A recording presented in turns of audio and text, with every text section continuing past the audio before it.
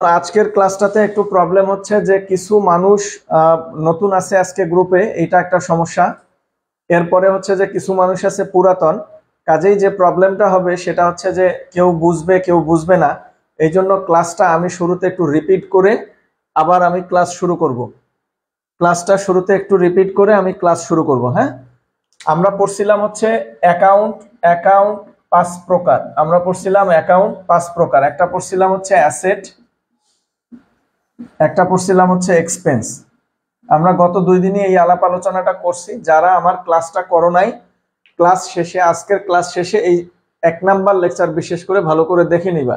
কারণ হচ্ছে এই 1 নাম্বার লেকচার না পারলে, 1 নাম্বার লেকচার না বুঝলে অ্যাকাউন্টিং এর কিছুই পারবা না, কিচ্ছু পারবা না অ্যাকাউন্টিং এর। একজন দেখলাম টেক্সট করছে যে উনি বুঝতেছেনই না। এখন না বোঝার একটা কারণ হতে পারে যে আপনি হয়তো আর্টস বা সায়েন্স থেকে আসছেন, 1 নাম্বার। আর 2 নাম্বার হচ্ছে যে এই যে টার্মসগুলো কিন্তু আপনার হয়তো ফার্স্ট শোনা। তো একটা আপনাকে মনে রাখতে হবে, আপনাকে যদি এখন ক্লাস 8 এর অঙ্ক হঠাৎ করে করতে দেওয়া হয়, প্রথম দিন আপনার জন্য কঠিন হবে। এই প্র্যাকটিসটা আপনাকে অন্তত 1টা 2টা 3টা 4টা লেকচার এই জায়গাটা বারবার প্র্যাকটিস করতে হবে। অ্যাসেটের টাইপস, দেন জার্নালটা প্র্যাকটিস করতে হবে। আপনি যতদিন এই 2টা জায়গা ঠিক করতে পারবেন না, ততদিন আপনি অ্যাকাউন্টিং বুঝবেন না। এক হচ্ছে টাইপস অফ অ্যাকাউন্ট, নাম্বার 2 হচ্ছে জার্নাল। তো টাইপস অফ অ্যাকাউন্ট আমি 2 দিন পড়াই দিছি, আপনি ওই লেকচারটা বারবার দেখেন। আর আপনি যদি আর্টস থেকে বা সায়েন্স থেকে এসে কমার্সে ভর্তি হয়ে থাকেন, অ্যাকাউন্টিং বা ম্যানেজমেন্টে ভর্তি হয়ে থাকেন, আপনার জন্য তো অবশ্যই কঠিন। 2-3টা দিন সময় লাগবে, নিজেকে একটু সময় দেন এই যে অ্যাকাউন্টের প্রকারভেদ প্র্যাকটিস করার জন্য। এবং আজকে আলোচনা করব জার্নাল। এই জার্নালের কথাগুলো একটু ভালো করে শুনেন, আপনার জন্য অনেক ইজি হবে। তাহলে অ্যাকাউন্ট হচ্ছে 2 প্রকার, একটা অ্যাসেট আর একটা হচ্ছে এক্সপেন্স। আর একটা পড়ছিলাম, এটা হচ্ছে এই 2টা, মোট হচ্ছে 5 প্রকার। আর একটা পড়ছিলাম রেভিনিউ। রেভিনিউ মানে হচ্ছে আয়। এরপরে হচ্ছে লায়াবিলিটি, যার বাংলা অর্থ হচ্ছে দায়। এরপরে হচ্ছে ক্যাপিটাল, যার বাংলা অর্থ হচ্ছে মূলধন। এই মোট হচ্ছে 5 প্রকার হিসাব। তাহলে হিসাব মোট কত প্রকার? 5 প্রকার। একটা হচ্ছে সম্পদ, একটা খরচ, একটা আয়, একটা দায়, আর একটা হচ্ছে মূলধন। অ্যাসেটের বাংলা অর্থ হচ্ছে সম্পদ, এক্সপেন্সের বাংলা অর্থ হচ্ছে খরচ, তারপরে আয়ের বাংলা অর্থ হচ্ছে এটা হচ্ছে সম্পদ,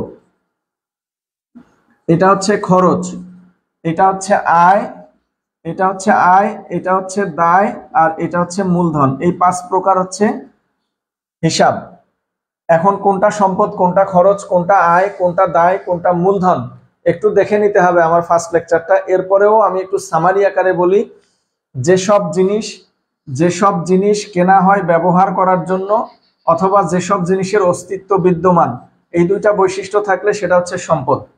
1 নাম্বার হচ্ছে যদি আমি কোনো জায়গা থেকে কিনে আনি ব্যবহার করার জন্য, তাহলে সেটা সম্পদ। আর 2 নাম্বার হচ্ছে আমি যদি কিনে এনে ব্যবহার করি বা যেটার অস্তিত্ব দীর্ঘদিন থাকবে, 2 নাম্বার হচ্ছে যেটার অস্তিত্ব থাকবে সেটা হচ্ছে সম্পদ। যেটা থাকবে সেটা সম্পদ, আর যেটা কিনে আনি আমি ব্যবহার করি সেটা হচ্ছে আমার জন্য সম্পদ। যেমন এই যে ক্যালকুলেটর কিনে আনলাম, এটা আমার জন্য সম্পদ। কিন্তু যে ক্যালকুলেটর কেনে আর বিক্রি করে তার জন্য কিন্তু এটা খরচ। তার মানে ক্যালকুলেটরের ব্যবসায়ীর জন্য খরচ, কিন্তু আমার জন্য সম্পদ। কারণ আমি ক্যালকুলেটরটা কিনে আনছি বিক্রি করার উদ্দেশ্যে না, ক্যালকুলেটরটা আমি কিনে আনছি ব্যবহার করার জন্য। ক্লিয়ার? ক্যালকুলেটরটা কিনে আনছি আমি কি করার জন্য? ব্যবহার করার জন্য। তাহলে ব্যবহার করার জন্য যেটা আনা হবে এটা হচ্ছে সম্পদ। আর যদি আমি একজন ব্যবসায়ী বা যদি আমি ব্যবসায়ী হয়ে থাকি, তাহলে কোনো কিছু কিনে এনে যদি বিক্রি করি, তখন কিন্তু সেটা আমার জন্য হবে খরচ। তার মানে যেটা বিক্রি করার উদ্দেশ্যে কেনা হয়, যেটা বিক্রি করার উদ্দেশ্যে কেনা হয় সেটা খরচ, এবং যার অস্তিত্ব নিঃশেষ হয়ে যায় সেটা হচ্ছে খরচ। পার্থক্য এই 2টা জায়গাতেই। এটা কিনে আনা হয় ব্যবহারের জন্য। কিসের জন্য? ব্যবহারের জন্য, এবং এর অস্তিত্ব থাকবে, এটা হচ্ছে সম্পদ। আর এইটা হচ্ছে এর অস্তিত্ব নিঃশেষ হয়ে যাবে, এবং এটা কিনে আনা হয় আবার বিক্রি করার উদ্দেশ্যে, এটা হচ্ছে খরচ। পার্থক্য ক্লিয়ার? তাহলে আমি যদি তোমাদেরকে বলি রেন্ট, রেন্ট রেন্ট যার বাংলা অর্থ হচ্ছে ভাড়া, তাহলে ভাড়া সম্পদ না খরচ? এটা হচ্ছে খরচ। কেন খরচ? মনে করো তোমরা অটোতে উঠলে আজকে, এখন এক জায়গা থেকে আরেক জায়গায় গিয়ে অটো ভাড়া 20 টাকা দিয়ে দিলা। এই 20 টাকা অটো ভাড়ার ফলাফল কি আজকের পরে আরো আছে? অথবা ভাড়া দেওয়ার পরে কি আরো এর ফলাফল প্রত্যাশা করা যায়? না। একবারের জন্য 20 টাকা দিয়ে দিছো, ভাড়া 20 টাকা, সুতরাং এই 20 টাকার অস্তিত্ব কিন্তু শেষ হয়ে গেছে। কিন্তু এটার একটা অর্থনৈতিক সুবিধা আছে যে তুমি এক জায়গা থেকে আরেক জায়গায় যেতে পারছো, তো এটা আমার জন্য খরচ। কিন্তু যদি অগ্রিম ভাড়া দিয়ে রাখো, প্রিপেইড রেন্ট, যার বাংলা অর্থ হচ্ছে অগ্রিম ভাড়া, অর্থাৎ তুমি এইবার টাকাটা দিছো হচ্ছে বেশি। অগ্রিম ভাড়া, মনে করো যে ভাড়া দেওয়া উচিত ছিল 20 টাকা, কিন্তু তুমি ভাড়া দিয়ে রাখছো হচ্ছে 60 টাকা, মানে একদিনের জায়গায় তুমি 3 দিনের ভাড়া দিয়ে রাখছো। তাহলে অঙ্কটা যদি তোমার একদিনের হয় আর এটা দিয়ে রাখলা কয় দিনের? 3 দিনের, তার মানে এটা তোমার জন্য খরচ না, এটা হচ্ছে সম্পদ। আমি বারবার বলছি, যেটার অস্তিত্ব থাকবে সেটা হচ্ছে সম্পদ, আর যেটার অস্তিত্ব নিঃশেষ হয়ে যাবে সেটা হচ্ছে খরচ, আর যেটার অস্তিত্ব থাকবে সেটা হচ্ছে সম্পদ। আশা করি ক্লিয়ার। এরপরে আমি যদি বলি স্যালারি, যার বাংলা অর্থ হচ্ছে বেতন, আর যদি বলি প্রিপেইড স্যালারি, যার বাংলা অর্থ হচ্ছে অগ্রিম বেতন, তাহলে এটার পার্থক্য কি? একজন কর্মচারী 1 মাসের কাজ করলো, আমি তাকে 1 মাসের বেতন দিয়ে দিলাম। আচ্ছা বলো তো, এই 1 মাসের বেতন দেওয়ার পরে এই বেতনটার আর কোনো ফলাফল আছে কিনা? এই বেতনটার কিন্তু কোনো ফলাফল নাই, তাহলে এটার অস্তিত্ব শেষ হয়ে গেছে, তাহলে এটা হচ্ছে আমাদের জন্য খরচ। আর প্রিপেইড স্যালারি, ধরো একজন কর্মচারীর বেতন 30,000 টাকা, আমি 90,000 টাকা দিয়ে রাখছি, অর্থাৎ 1 মাসের জায়গায় কয় মাসের বেতন দিয়ে রাখলাম? 3 মাসের বেতন। তার মানে আমি যে মাসের অঙ্ক করছি এর থেকে 2 মাসের বেশি দেওয়া আছে, তাহলে এইটার অস্তিত্ব আছে, তাহলে অস্তিত্ব থাকা মানে সেটা হচ্ছে সম্পদ। আবার বলছি, যেটার অস্তিত্ব থাকবে সেটা সম্পদ, আর যেটার অস্তিত্ব থাকবে না সেটা হচ্ছে খরচ। আর যেটা কিনে আনা হয় ব্যবহারের জন্য সেটা সম্পদ। যেমন আমি যদি বলি ফার্নিচার মানে কি? ফার্নিচার মানে হচ্ছে আসবাবপত্র। ফার্নিচার মানে আসবাবপত্র, এটা কারবারের জন্য সম্পদ। কারণ আমি তো আসবাবপত্রের ব্যবসায়ী না, আমি আমার কোম্পানিতে যদি আসবাবপত্র কিনে আনি, আমি এটা কিনে আনি ব্যবহার করার জন্য, বসার জন্য, মানুষ আসলে মানুষকে বসতে দেওয়ার জন্য, এই নানাবিধ উদ্দেশ্য নিয়ে যেহেতু এটা ব্যবহার করার জন্য নেওয়া হলো, এটা আমার জন্য সম্পদ। আবার একই জিনিস আমি যদি অটোবি ফার্নিচারের মালিক হয়ে থাকি, অটোবি ফার্নিচারের এই ব্যবসাটা যদি আমার হয়, তো এই ফার্নিচার তৈরি করা বা কিনে আনার উদ্দেশ্য কিন্তু এটা বিক্রি করব আবার, তাহলে যেহেতু বিক্রি করব তখন কিন্তু সেটা খরচ। তার মানে উদ্দেশ্যের ভিত্তিতে এটা চেঞ্জ হবে। এই যে আমার গায়ে একটা পাঞ্জাবি আছে, এটা একটা যত কম দামি হোক, সেরা হোক, ফাটা হোক, এটা আমার জন্য সম্পদ, কারণ এটা আমার উদ্দেশ্য কি? এটা ব্যবহার করা। কিন্তু দোকানদার যারা পাঞ্জাবি বিক্রি করে দোকানদাররা, ওরা কেন কিনে আনে? আরেক জায়গা থেকে কিনে আনে বিক্রি করার জন্য, এটাকে আমরা বলি ক্রয়। এটাকে কি বলি? ক্রয়। তাহলে যেহেতু বিক্রি করার জন্য কিনলো, সেহেতু এটা তাদের জন্য কিন্তু খরচ। এখন আমার হাতে যদি একটা ঘড়ি থাকে, এটা কিন্তু আমি ব্যবহার করার জন্য পরি, তাহলে এটা আমার জন্য সম্পদ। কিন্তু একজন ঘড়ির দোকানদারের কাছে এই ঘড়িটা কিন্তু হচ্ছে খরচ। আমার মোবাইলটা আমার জন্য সম্পদ, কিন্তু একজন মোবাইলের দোকানদারের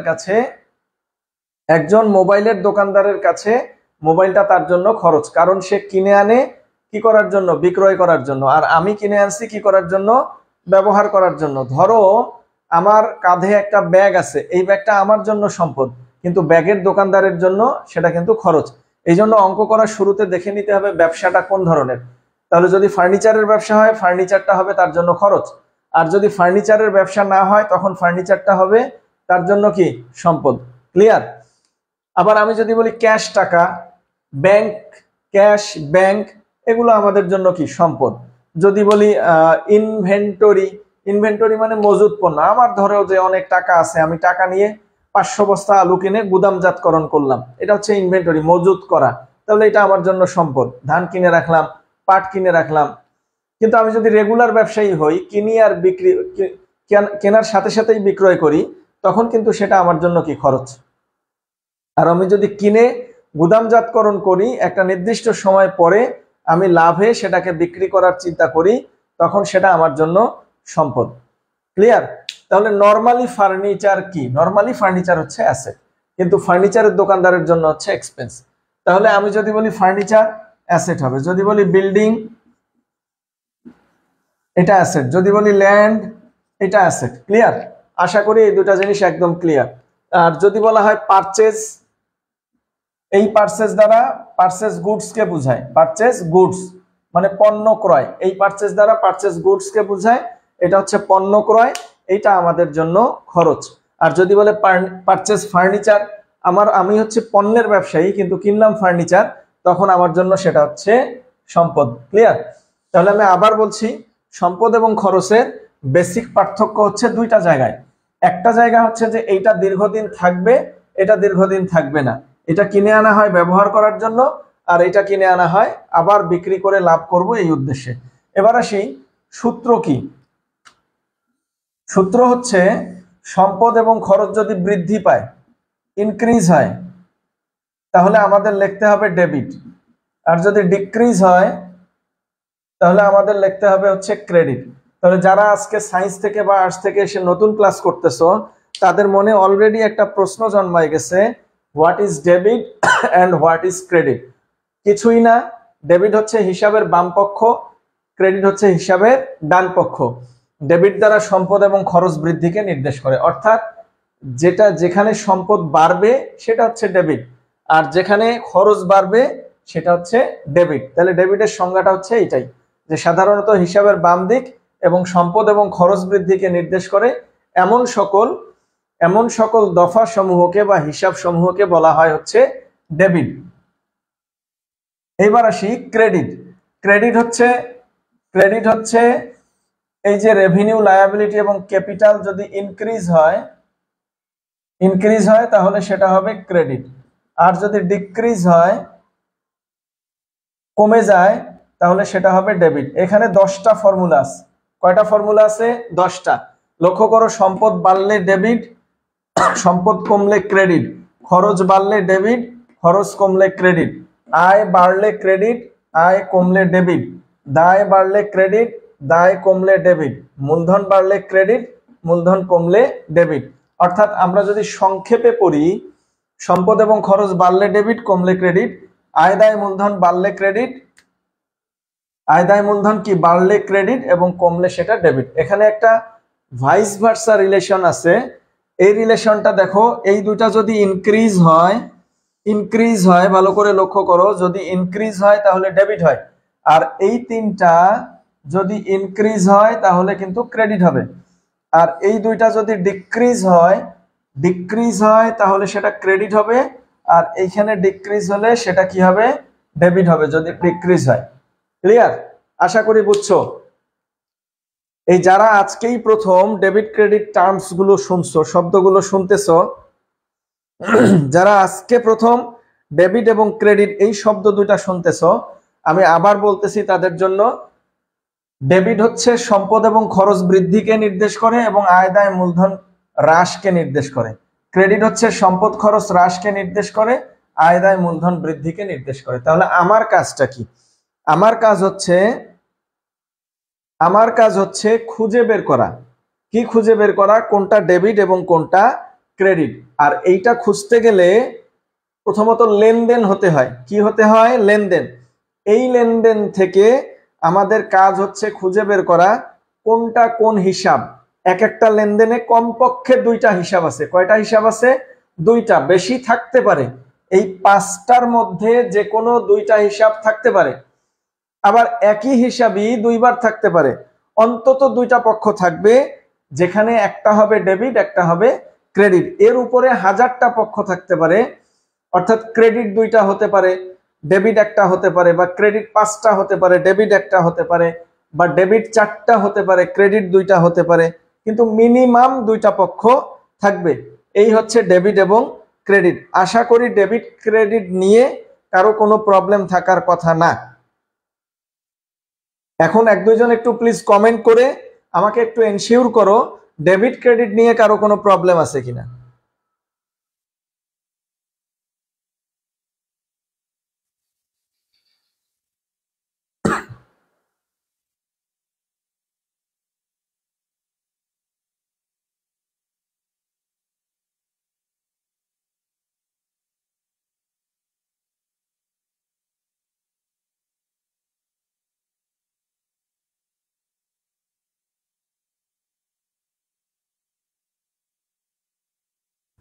একটু ইনফর্ম করো যে ডেবিট ক্রেডিট নিয়ে কারো কোনো প্রবলেম আছে কিনা।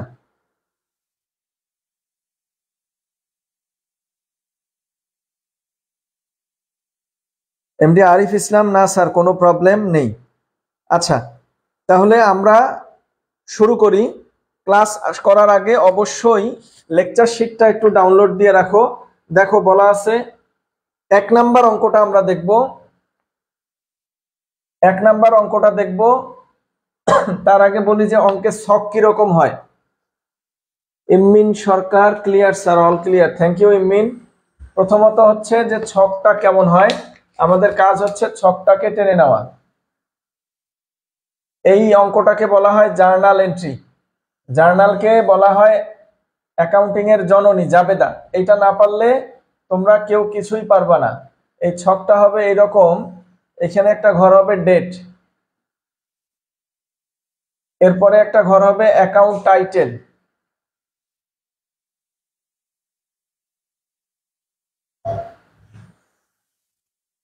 এরপরে একটা ঘর হবে রেফারেন্স, এর পরের ঘর হবে হচ্ছে ডেবিট, পরেরটা হবে ক্রেডিট। এটা হচ্ছে ডেবিট ক্রেডিট। তো প্রথম এন্ট্রিটা বলছে খাদিজা ইনভেস্টেড। ও তার আগে যারা নতুন ক্লাস করতেছো, আয় দায় মূলধন সম্পর্কে বলা হয় নাই। আয় হচ্ছে আয় দায় মূলধন সম্পর্কে বলা হয় নাই, একটু খেয়াল করো। রেভিনিউ, রেভিনিউ হচ্ছে প্রধান সোর্স দুইটা। এই যে আমি ব্যবসা দাঁড় করালাম, পণ্য কিনে উদ্দেশ্য কি বিক্রি করে মুনাফা করা। যদি মুনাফা করি, পণ্যটা যখন বিক্রয় করি তখন আমার আয় অর্জন হয়। তার মানে সেলস অ্যাকাউন্ট যদি হয় সেটাকে বলবো আমরা আয়। যদি সেলস বলি সেটা হচ্ছে আয়। আবার আমি যে অনলাইনে পড়াচ্ছি, বিনিময়ে টাকা নেব, আমি কিন্তু কোনো প্রোডাক্ট দেব না, এটা হচ্ছে সার্ভিস দেয়া বলে। তাহলে সার্ভিস রেভিনিউ হচ্ছে আয়। তাহলে পণ্য বিক্রয় করাটা আয়, সেবা দেওয়াটা হচ্ছে আয়। এর বাইরে হচ্ছে ধরো যে আমার টাকা আছে, আমি টাকা ব্যাংকে রাখছি, সেখান থেকে সুদ পাবো, সেটা আমার জন্য হচ্ছে আয়। আমি ধরো শিক্ষার্থী থাকা অবস্থায় আমার প্রতিষ্ঠান থেকে বৃত্তি পাই, এটা হচ্ছে, বা আমি শিক্ষার্থী থাকা অবস্থায় বিভিন্ন ধরনের, যেমন সিএ ফার্মে থাকলে মোটামুটি 8 থেকে 10,000 টাকা দেয় তারা ফার্ম থেকেই, এইগুলোকে আমরা বলবো শিক্ষানবিশ স্যালামি। এই শিক্ষানবিশ স্যালামি হচ্ছে আয়। ইংরেজিতে বলা হবে অ্যাপ্রেন্টিসশিপ প্রিমিয়াম। কি বলা হবে ইংরেজিতে? Apprenticeship premium. অ্যাপ্রেন্টিসশিপ প্রিমিয়াম, এটা হচ্ছে আয়। তাহলে বেশ কিছু নাম বলে ফেলছি অলরেডি। পণ্য বিক্রয় করাটা আয়, তারপরে হচ্ছে শিক্ষানবিশ স্যালামি আয়, সেবা প্রদান করা আয়, সুদ আয়। তো এইভাবে প্রশ্ন দেখলেই আমরা বুঝতে পারবো এগুলো হচ্ছে ইনকাম। এরপরে থাকলো দায়, লায়াবিলিটি, আর হচ্ছে ক্যাপিটাল। মূলত এই লায়াবিলিটিটাও দায়, ক্যাপিটালটাও হচ্ছে দায়। লায়াবিলিটি কি দায় এবং ক্যাপিটালটাও হচ্ছে দায়। কিভাবে দায়? আমি কিন্তু মালিক কর্তৃক মনোনীত বা মালিক কর্তৃক নিয়োজিত একজন ব্যবস্থাপক বা কোষাধ্যক্ষ বা ক্যাশিয়ার, একজন মনোনীত ব্যক্তি। অর্থাৎ মালিক আমাকে কারবারে নিয়োগ দিয়ে রাখলো, আমার কাজ হচ্ছে ব্যবসা প্রতিষ্ঠানের হিসাব ঠিকমতো সংরক্ষণ করে কাকে বুঝাই দেওয়া? মালিককে বুঝাই দেওয়া। তার মানে একটা ব্যবসা থেকে যে টাকাগুলো মালিক দাবি করতে পারবে, এটা হচ্ছে ক্যাপিটাল। আর মালিক বাদে অন্যান্য কোনো পক্ষ যদি দাবি করতে পারে, সেটাকে আমরা বলবো হচ্ছে লায়াবিলিটি। মূলত এইটাও লায়াবিলিটি, এইটাও লায়াবিলিটি, কিন্তু এটাকে বলা হয় ইন্টারনাল লায়াবিলিটি আর এটাকে বলা হয় হচ্ছে এক্সটার্নাল লায়াবিলিটি। এটাকে কি বলা হয়? ইন্টারনাল লায়াবিলিটি, আর এটা হচ্ছে এক্সটার্নাল লায়াবিলিটি। মূলত দুইটাই লায়াবিলিটি। অর্থাৎ একটা ব্যবসা যদি মালিকের কাছে দায়বদ্ধ থাকে, সেটা ক্যাপিটাল।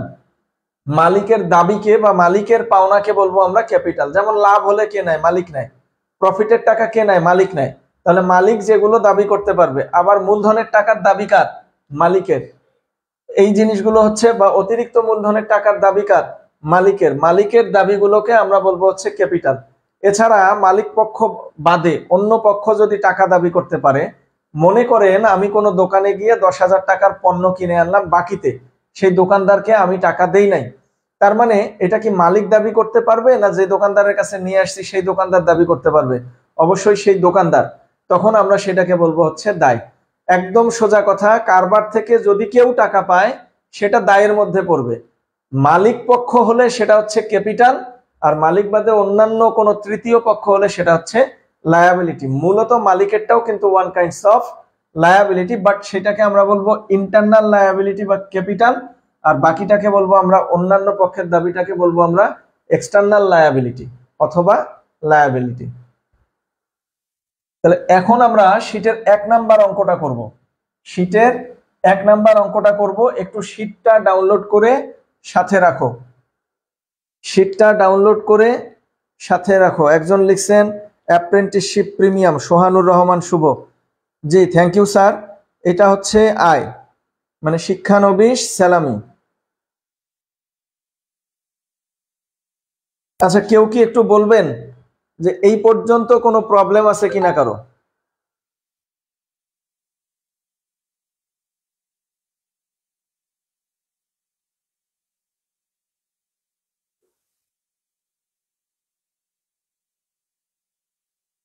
কেউ কি একটু বলবা যে এই পর্যন্ত কারো কোনো প্রবলেম আছে কিনা?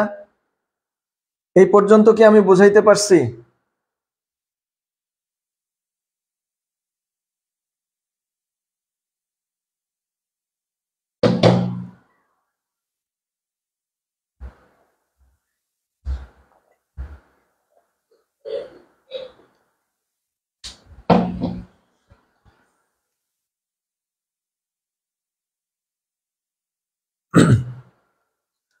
রবিন ইসলাম, শীট কই পাবো? রবিন ইসলাম, আপনাকে যে গ্রুপটাতে অ্যাড দেয়া হয়েছে ওখানে দেখেন পোস্ট আকারে পিডিএফটা দেয়া আছে, আপনি জাস্ট ডাউনলোড করে নেন, অথবা ডাউনলোড করতে না পারলে স্ক্রিনশটটা নিয়ে নেন।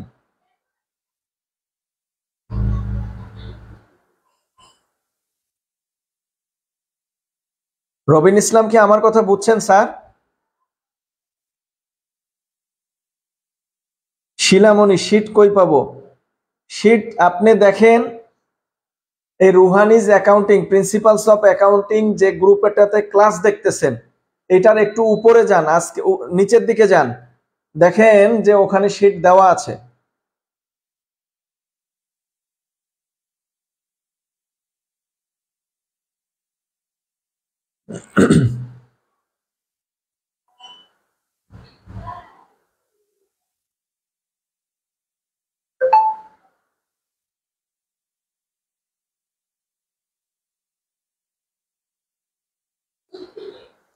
ফেসবুক গ্রুপে নাকি স্যার? জি স্যার, জি স্যার, আপনি যে গ্রুপটাতে ক্লাস করতেছেন ঠিক এই গ্রুপটাতেই আছে স্যার।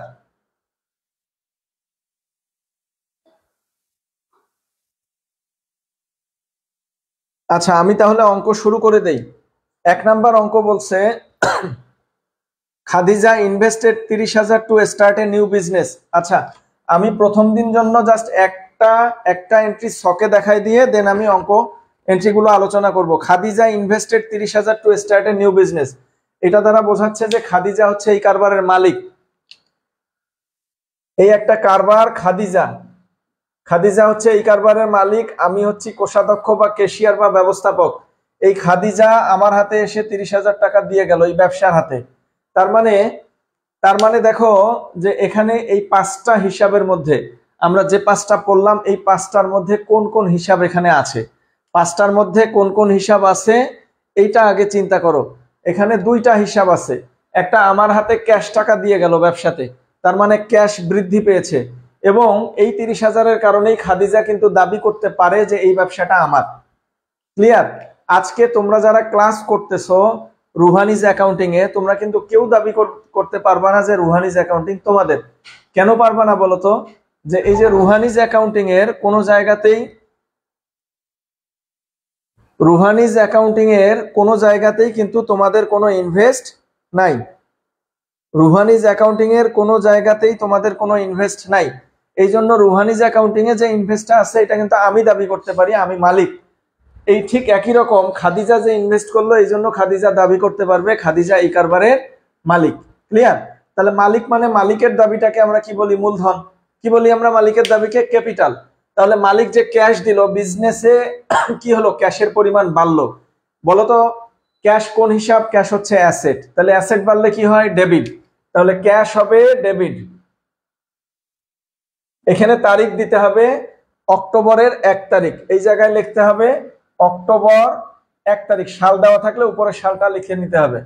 এবার এটা মালিকের মূলধন, মূলধনের পরিমাণ বাড়লো, এই জন্য লিখতে হবে ক্যাপিটাল ক্রেডিট। এখানে হচ্ছে জার্নাল, জার্নাল বা জার্নাল এন্ট্রি, তাহলে ক্যাপিটাল ক্রেডিট। এখানে একটু ব্যাখ্যা লিখতে হয়, টু রেকর্ড ওপেনিং ইনভেস্টমেন্ট, এটা যে কোনো কিছু লিখে দেওয়া যাবে, টু রেকর্ড ওপেনিং ক্যাপিটাল বা টু রেকর্ড ওপেনিং ইনভেস্টমেন্ট, কোনো প্রবলেম নাই। টাকাটা কত টাকা? 30,000 টাকা। কত টাকা? 30,000 টাকা।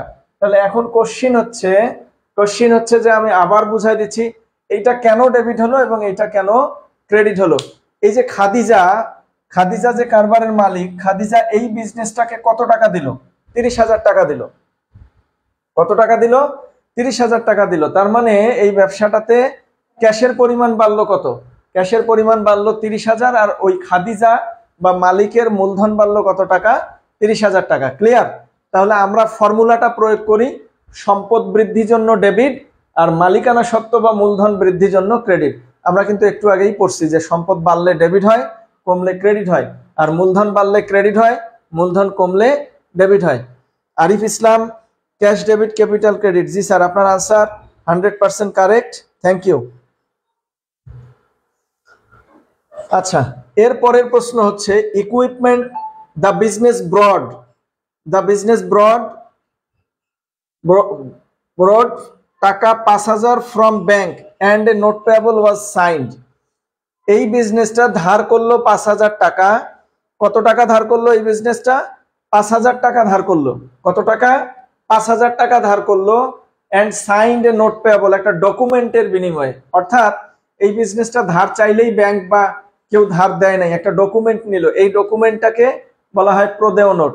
যে দলিলের বিনিময়ে আমাদের দায় তৈরি হয়, ঠিক আছে, এই দলিলটাকে বলা হয় প্রদেয় বিল বা প্রদেয় নোট।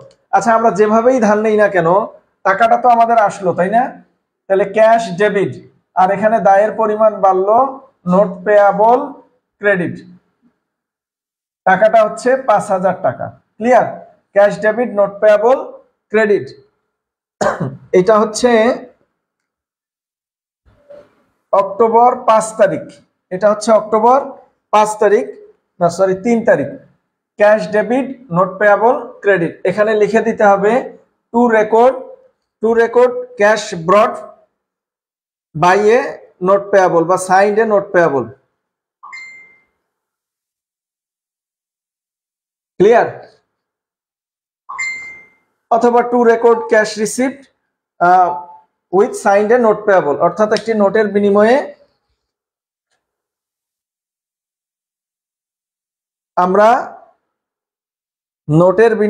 আমরা কি করলাম? টাকাটা নিলাম। তাহলে ক্যাশ বাড়ছে আর নোট পেয়াবল বাবদ দায় বাড়ছে।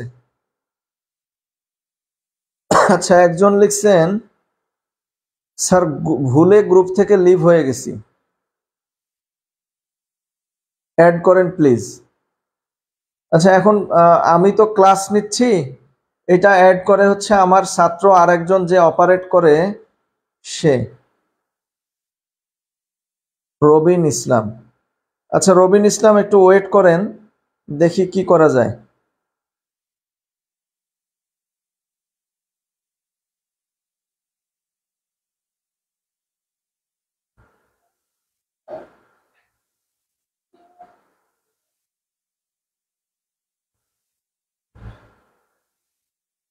একটু ওয়েট করেন, আমি চেক করতেছি।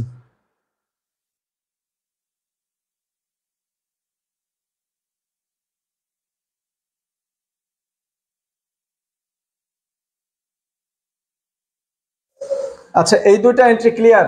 একটা হচ্ছে ক্যাশ রিসিভড ফ্রম ওনার, তাহলে ক্যাশ ডেবিট ক্যাপিটাল ক্রেডিট।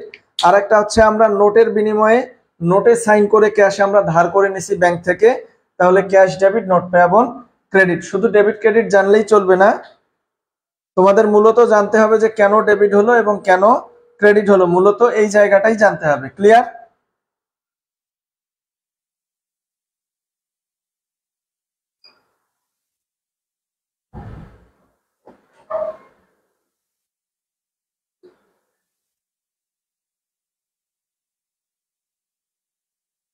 আচ্ছা, এই পর্যন্ত কারো কোনো সমস্যা থাকলে বলতে পারো।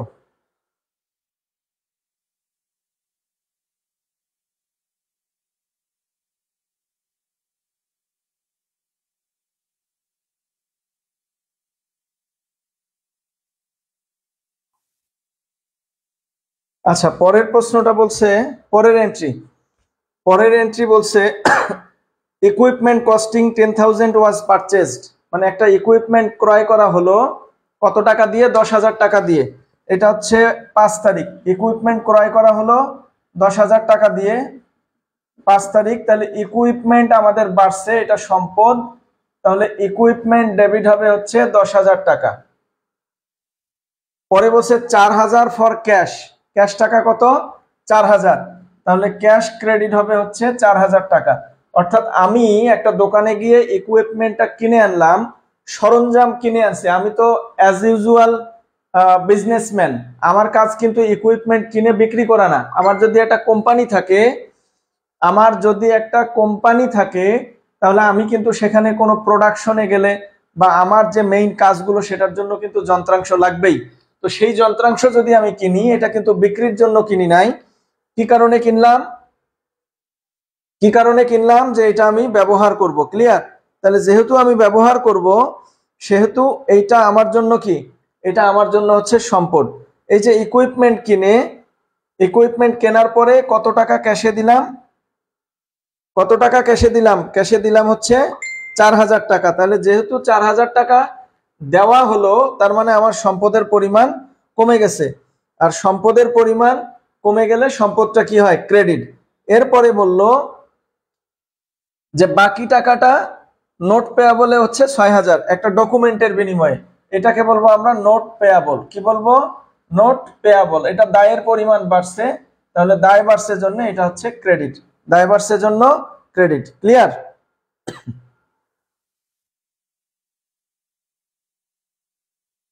এটা হচ্ছে দায়ের পরিমাণ বৃদ্ধি পেয়েছে, এই জন্য হচ্ছে ক্রেডিট। আচ্ছা, এখন আসি আমরা পরের এন্ট্রিতে। তো আমি এখন আর ছকটা রাখছি না, যেহেতু আমার কাজ হচ্ছে আজকে বুঝাই দেওয়া, অঙ্ক একই সিস্টেমে সব হবে, সুতরাং ছক তো লেকচারে থাকলোই। তোমরা হচ্ছে শুরুর দিকে লেকচার একটু দেখে নিয়ে ওইভাবে ছক টেনে অঙ্ক করবে, আমি আর এখন ছক দিয়ে করাচ্ছি না। পরের প্রশ্ন হচ্ছে 8 তারিখ, supplies costing were purchased on account. Supplies কিনছি অন অ্যাকাউন্টে। কি করলাম আমরা? সাপ্লাইজ কিনলাম হচ্ছে অন অ্যাকাউন্টে। সাপ্লাইজ মানে কি? সাপ্লাইজ মানে হচ্ছে সম্ভার। সাপ্লাইজ কোনগুলোকে বলা হয়? সাপ্লাইজ বলা হয় হচ্ছে কাগজ, কলম, কার্বন, স্টাপলার, পিন। ঠিক আছে? কাগজ, কলম, কার্বন, স্টাপলার, পিন, তারপরে হচ্ছে এই যে মার্কার। ঠিক আছে? এইগুলোকে আমরা বলবো সাপ্লাইজ। এখন চিন্তা করো তো, এই যে সাপ্লাইজ কেনা হয়, এটা আমি কি ব্যবহার করার জন্য কিনি নাকি আবার বিক্রয় করব এই উদ্দেশ্যে কিনি? আমার বেসিক উদ্দেশ্য থাকে কিন্তু এটাকে ব্যবহার করা।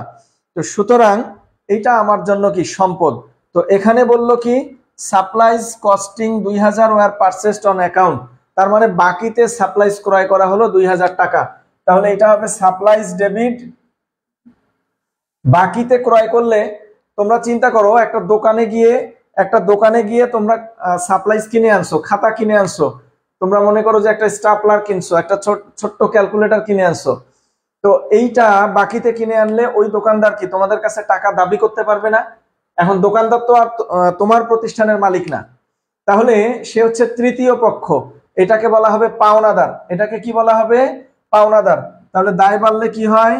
দায় বাড়লে ক্রেডিট হয়, দায় বাড়লে ক্রেডিট হয়। তো আমরা অঙ্কের সিস্টেম পরে শিখবো, এই যে টাকার ঘরে বাকি টাকাটা বসায় দিলেই হয়ে যাবে। তো এখন আমি যেটা মনে করি এবং যেটা পরামর্শ দেব তোমাদেরকে, এই ডেবিট ক্রেডিট শেখার থেকেও জরুরি যেটা, সেটা হচ্ছে কেন ডেবিট হয় এবং কেন ক্রেডিট হয়, এই জায়গাটা জানা। আশা করি বুঝছো। ডেবিট এবং ক্রেডিটের থেকেও বেশি জরুরি জানা যে কেন ডেবিট হয় এবং কেন ক্রেডিট হয়। তো এইটা একটু প্র্যাকটিস করবা। এটা সম্পদ বাড়ছে জন্য ডেবিট, আর এটা দায় বাড়ছে জন্য ক্রেডিট। তাতে যেটা হবে, তোমার সূত্রটা প্র্যাকটিস হবে, একটা লাভ। আর 2 নাম্বার লাভ হচ্ছে যে তোমাকে যদি কোশ্চিন করে কেউ যে সাপ্লাইজ কোন হিসাব কয়টা? 5টা। কয়টা? 5টা। তোমার যদি কেউ প্রশ্ন করে সাপ্লাইজ কোন হিসাব, তুমি কিন্তু আনসার দিতে পারবা যে সাপ্লাইজ হচ্ছে সম্পদ।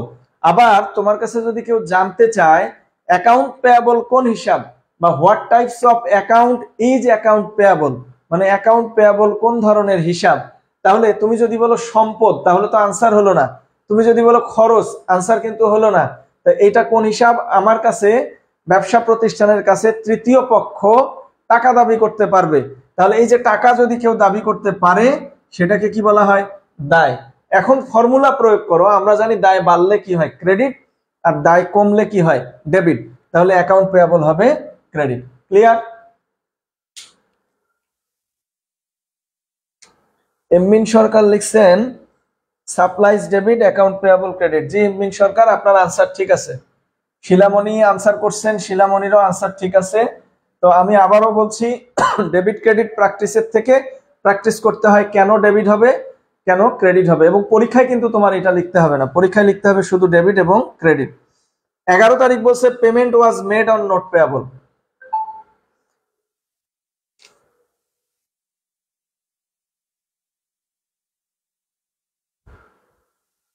এগারো তারিখ বললো পেমেন্ট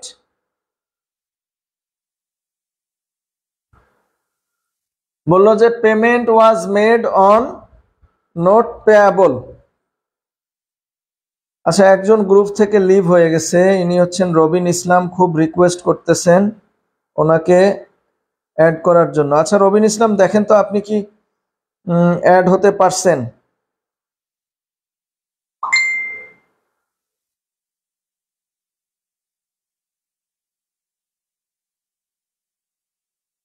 আর একজন রিকোয়েস্ট করছেন এইচ মাহমুদ। আচ্ছা, আপনারটাও অ্যাকসেপ্ট করলাম আপাতত। রবিন ইসলাম কি আসছেন? আসতে পারছেন?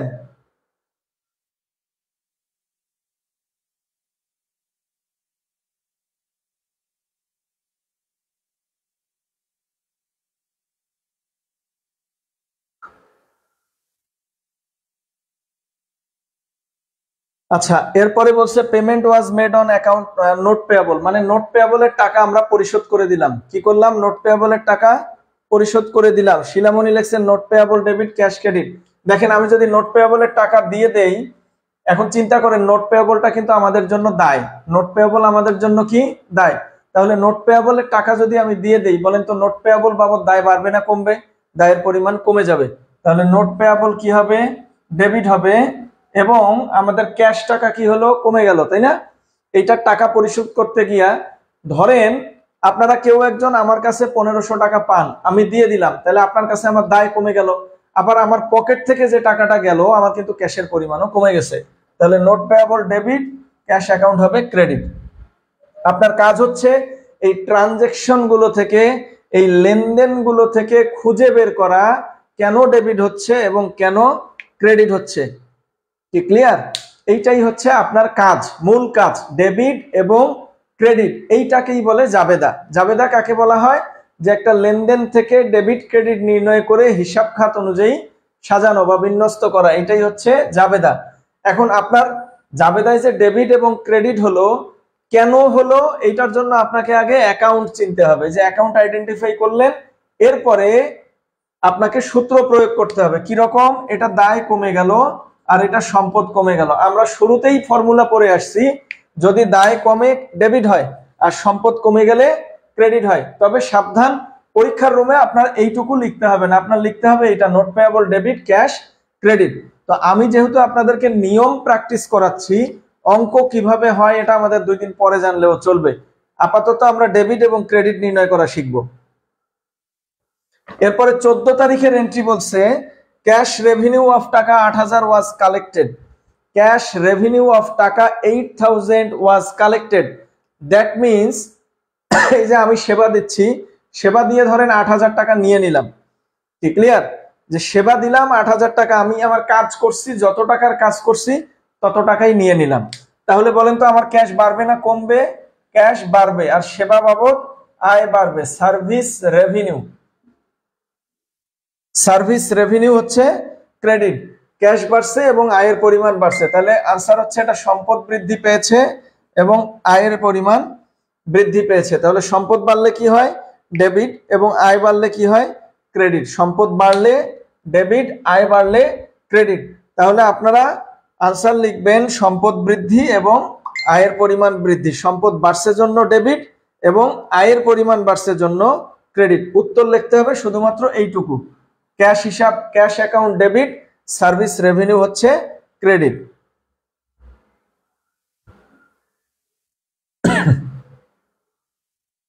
আচ্ছা, পরের আইটেমটা বলছে revenue was earned but not yet collected.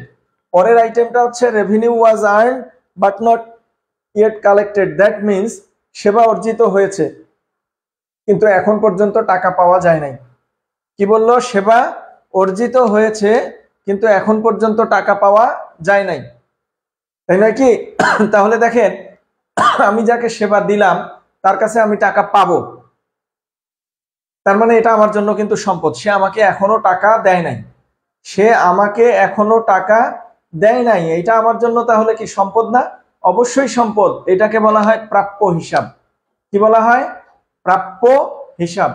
আবার বলছে কি বলা হয়? প্রাপ্য হিসাব। প্রাপ্য হিসাব আমাদের জন্য সম্পদ। ইংরেজিতে বলা হয় অ্যাকাউন্টস রিসিভেবল। ইংরেজিতে কি বলা হয়? Accounts receivable. তাহলে এটা হবে accounts receivable, accounts receivable debit, service revenue, service revenue হবে ক্রেডিট। আমি তোমাদের সুবিধার্থে দুইটা জিনিস লিখে দিচ্ছি। একটা হচ্ছে অ্যাকাউন্ট পেয়াবল, অ্যাকাউন্ট পেয়াবল এটা হচ্ছে প্রদেয় হিসাব। এটা বাংলা কি? প্রদেয় হিসাব, যেটা হচ্ছে দায়বাচক হিসাব মানে লায়াবিলিটি। আরেকটা হচ্ছে accounts receivable, accounts receivable, accounts receivable এটা হচ্ছে প্রাপ্য হিসাব। অ্যাকাউন্টস রিসিভেবল হচ্ছে প্রাপ্য হিসাব, এটা আমাদের জন্য হচ্ছে সম্পদ। তাহলে কোনটা কি? আমার কাছে যদি কেউ টাকা পায়, আমার কাছে যদি কেউ টাকা পায় সেটা হচ্ছে পেয়াবল, আর আমি যদি কারো কাছে টাকা পাই সেটা হচ্ছে রিসিভেবল। আমার কাছে কেউ টাকা যদি পায় সেটা পেয়াবল, আর আমি যদি কারো কাছে টাকা পাই সেটা হচ্ছে রিসিভেবল। রিসিভেবলটা হচ্ছে সম্পদ আর পেয়াবলটা হচ্ছে দায়।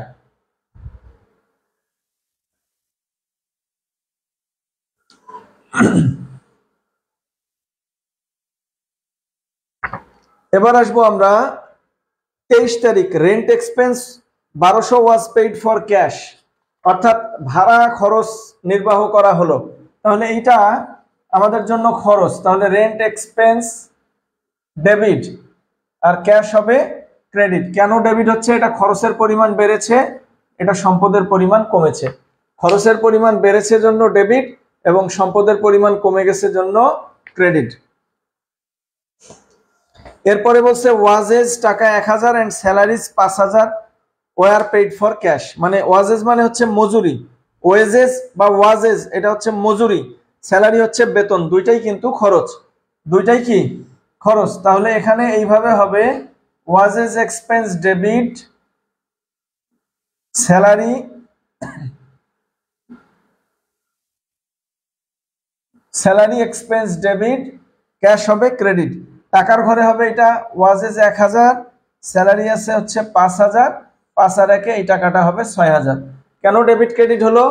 যে এটার দ্বারা ওয়াজেজ এক্সপেন্সের দ্বারা খরচের পরিমাণ বৃদ্ধি পেয়েছে, স্যালারির দ্বারা খরচের পরিমাণ বৃদ্ধি পেয়েছে, ক্যাশের দ্বারা সম্পদের পরিমাণ কমে গেছে। তাহলে খরচ বাড়লে কি হয়? ডেবিট। খরচ বাড়লে ডেবিট এবং সম্পদ কমে গেলে সেটা হয় ক্রেডিট। কি ক্লিয়ার? তোমরা চাইলে এটাকে আলাদা আলাদা ভাবেও লিখতে পারো। এ নাম্বার দিয়ে লিখবা wages expense debit cash credit 1000, আর বি নাম্বার দিয়ে লিখবা salary expense debit cash credit 5000। Last entry বলছে supplies costing 1500 were used out of supplies purchased on November 8। অর্থাৎ নভেম্বর 8 তারিখে 8 তারিখে আমরা যে সাপ্লাইজটা কিনলাম সেইটার 1500 টাকা ইউজড হয়ে গেছে। সাপ্লাইজ যেন কি? সাপ্লাইজ হচ্ছে অ্যাসেট, বাংলা অর্থ কি? সম্ভার। সাপ্লাইজ কি? অ্যাসেট, যার বাংলা অর্থ কি? সম্ভার। তাহলে সাপ্লাইজ হচ্ছে অ্যাসেট যার বাংলা অর্থ সম্ভার। তো সেইটা যদি ব্যবহার হয়ে যায়, মনে করো এই যে মার্কার কিনলাম, তাহলে মার্কার যখন আমি লিখতেছি কালি খরচ হচ্ছে না? ঠিক একই রকম সাপ্লাইজ ব্যবহার হয়ে গেলে খরচে রূপান্তরিত হয় এবং সম্পদের পরিমাণ কমে যায়। সাপ্লাইজ ব্যবহার হলে খরচে রূপান্তরিত হয় এবং সম্পদের পরিমাণ কমে যায়, তাহলে সাপ্লাইজ খরচ হয়ে যাবে এখন, তাহলে জার্নাল হবে সাপ্লাইজ এক্সপেন্স ডেবিট, আর সাপ্লাইজ হবে ক্রেডিট। এটা কেন? এটা খরচের পরিমাণ বেড়েছে, এটা সম্পদের পরিমাণ কমে গেছে, খরচ বৃদ্ধি এবং সম্পদ হ্রাস।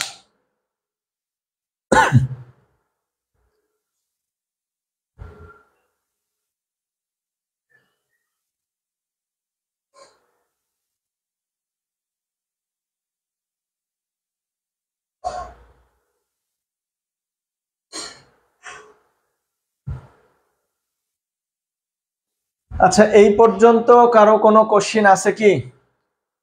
আর এই জার্নাল একটা অঙ্কের কিছু আইটেম ডেবিট ক্রেডিট বুঝতে পারলেই সবগুলো অঙ্ক মোটামুটি সেম, আশা করি পারা যাবে।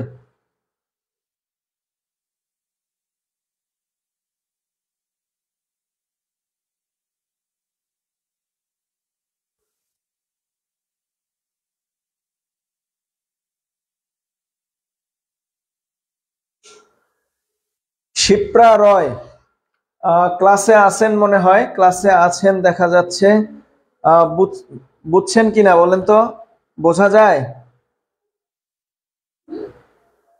রবিন ইসলাম বুঝতে পারেন? আমি এন্ট্রিগুলো আরেকবার রিপিট করতেছি, এই অঙ্কটারই 1 নাম্বার অঙ্কের রিপিট করে আজকের মতো ক্লাস ইনশাআল্লাহ শেষ হবে। প্রথম এন্ট্রিটা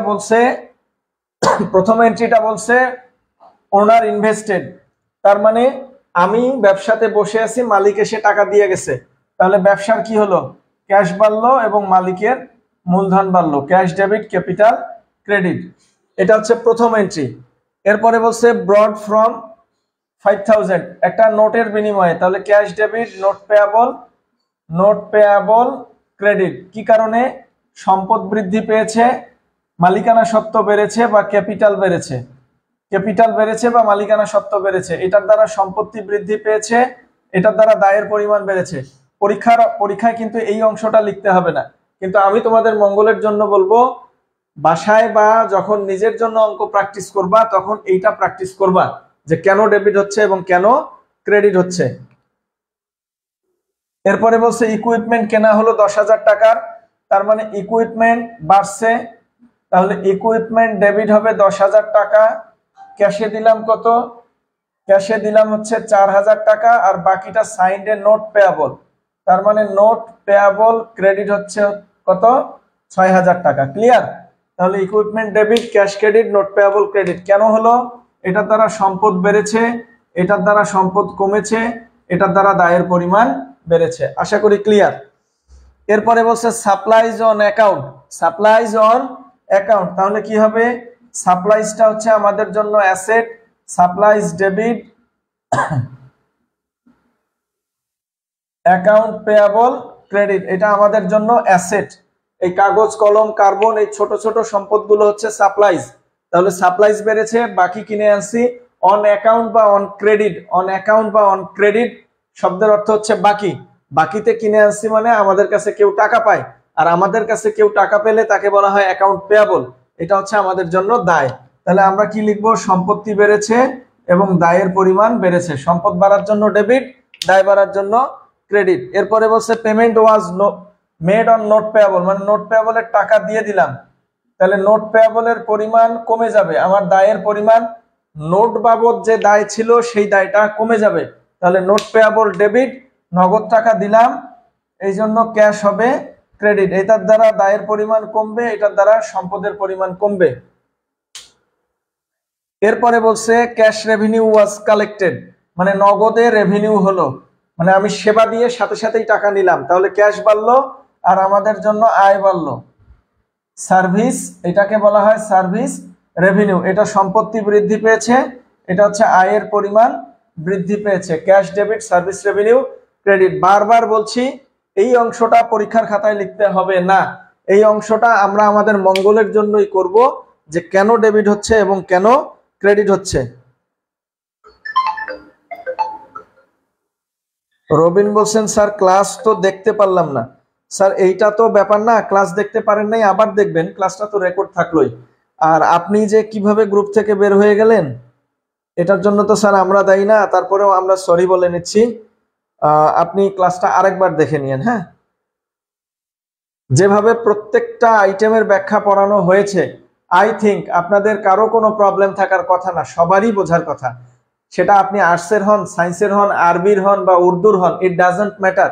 যেভাবে আলোচনা করছি, যদি আপনি পজিটিভ থাকেন এবং আপনি বোঝার চেষ্টা করেন, অথবা আপনি বোঝার জন্যই বসছেন, জানার জন্যই বসছেন, তাহলে পসিবল। আর যদি মনে করেন যে না, আপনি জানার জন্য বা বোঝার জন্য বসেন নাই, তাহলে আমার জায়গায় যদি আরো কাউকে এনে দেওয়া হয়, সারা বিশ্ব থেকে কোনো এক্সপার্ট মানুষকে এনে দেওয়া হয়, আপনি পজিটিভ না হলে আপনাকে কখনোই বোঝানো যাবে না।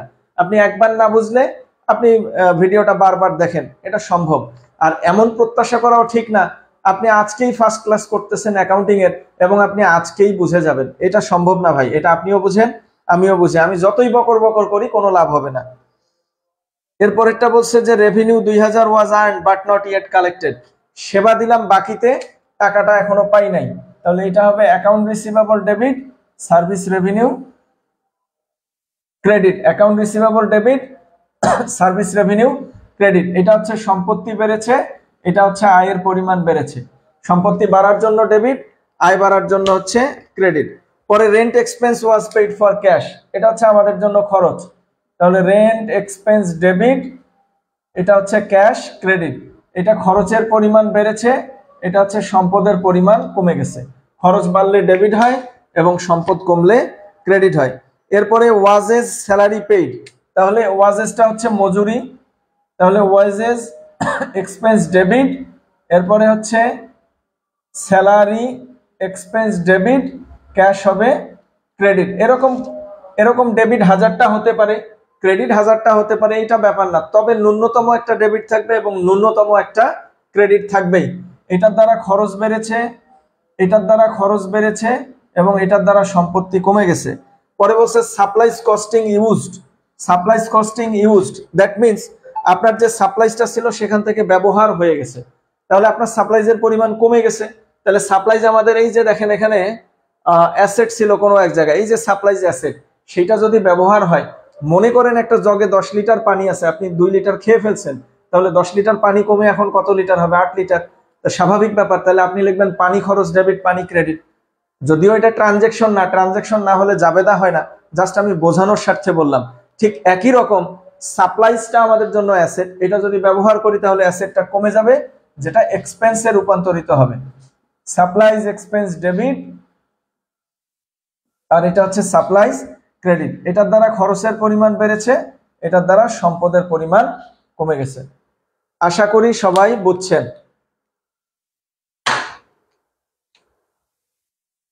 Robin Islam, no sir, I am sorry. It's okay Robin Islam, আপনি ভিডিওটা আর 1-2 বার দেখেন, আশা করি ক্লিয়ার হয়ে যাবে, সমস্যা থাকবে না। আজকের জন্য এই পর্যন্তই। বেস্ট অফ লাক, সবাই ভালো থাকবেন। আপনাদের হোমওয়ার্ক থাকলো শীটের 2 নাম্বার অঙ্কটা, হোমওয়ার্ক থাকলো শীটের 2 নাম্বার অঙ্কটা। এটা আপনারা সবাই আমার পার্সোনাল হোয়াটসঅ্যাপে দিতে পারেন, পার্সোনাল হোয়াটসঅ্যাপটাই দেবেন এই নাম্বারে 0171487487462, এই নাম্বারটাতে এই হোয়াটসঅ্যাপে দেবেন, অথবা গ্রুপের যে ক্লাস, এই ক্লাসের নিচে কমেন্ট বক্সে আপনারা পিকচারটা স্ক্রিনশট নিয়ে দিতে পারেন। সবাইকে অসংখ্য ধন্যবাদ, ভালো থাকবেন। আসসালামু আলাইকুম ওয়া রাহমাতুল্লাহ।